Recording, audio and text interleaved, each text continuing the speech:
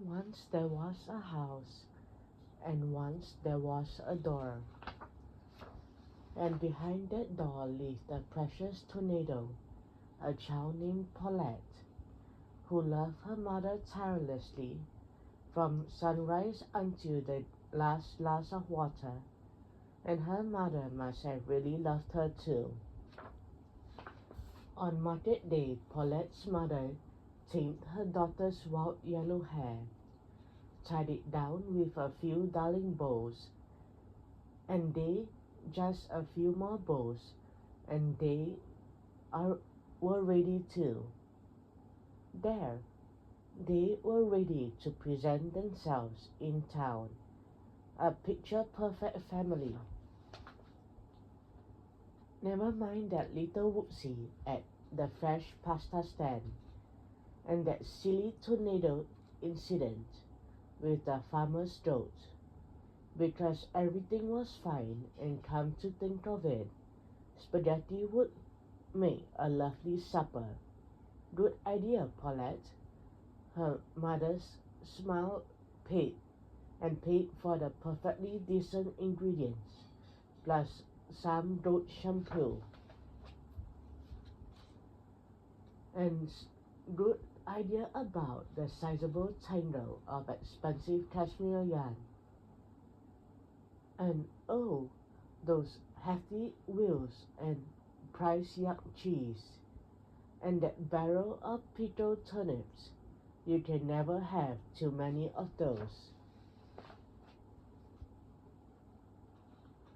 Paulette's mother trailed her adorable daughter all the way to the herbalist's wagon, where fortunately for the mother's coin purse, there was a bizarre no-touching policy.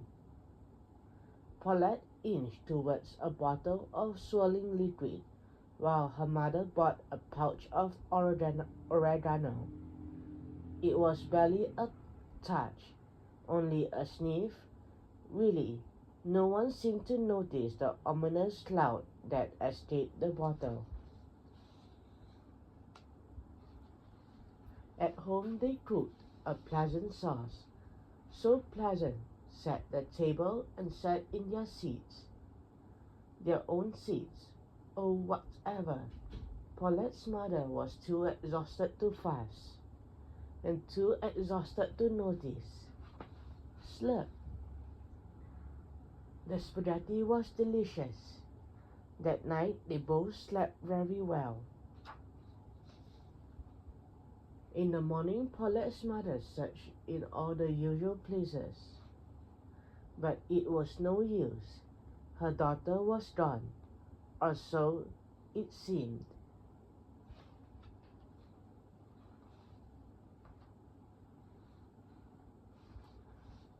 She ran next door to the pasta maker's cottage and smoothed her dress. Hello, everything is perfect. Have you seen my daughter? Have you seen my perfect daughter? He whimpered. She is so helpful. Inside his child erupted with laughter and rolled herself across a giant sheet of pasta. Paulette's mother gasped. How utterly out of control.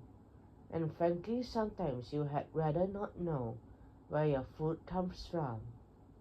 Good day, sir. She dusted the flour from her shoulders and hurried away to continue her search, unaware that Paulette was right there, lulled by the beating of her mother's heart. Good morning. Nothing is wrong, but have you seen my daughter? Oh, let me ask my charming son Carl, the farmer mumbled. That is a pig, ma'am.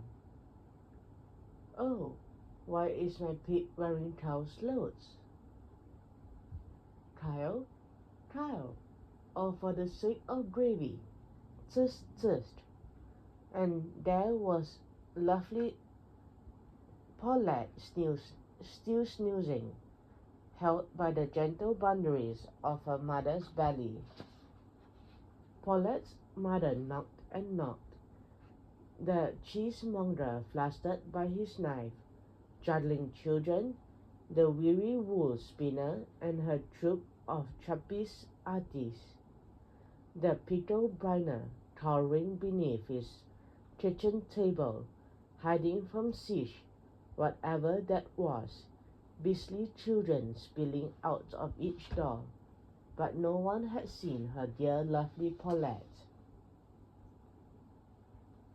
Finally she came to the herbalist's wagon.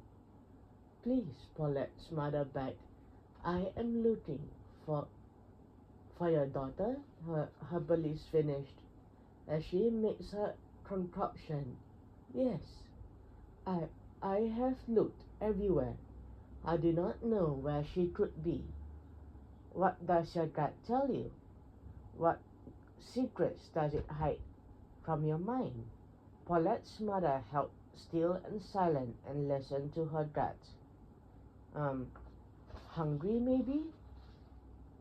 The herbalist turned, stared deeply into the mother's pleading eyes, drew a long breath, and fell into a fit of hysterics. Here, take this tincture, 13 drops, and you will know for sure. 1, 2, 3, 4, 5, 6, 7, 8, 9, 10, 11, 12, 13. Paulette's mother was filled with a sudden uncontrollable hunger, a hunger so outrageous she could eat a kettle, a bushel, a poodle, a barrel, or pickled turnips. Oh, why not? That is why not. But as luck would have it, Paulette did not like the turnips either. She flopped like a fish, trying to avoid the sour mash. Her mother's belly had become unbearable. Paulette's mother squirmed. Yes, her gut was telling her something. She knew for sure. She quickly plated up some leftover spaghetti, twisted the noodles around her eager fork, and lowered them down. Pauline climbed higher.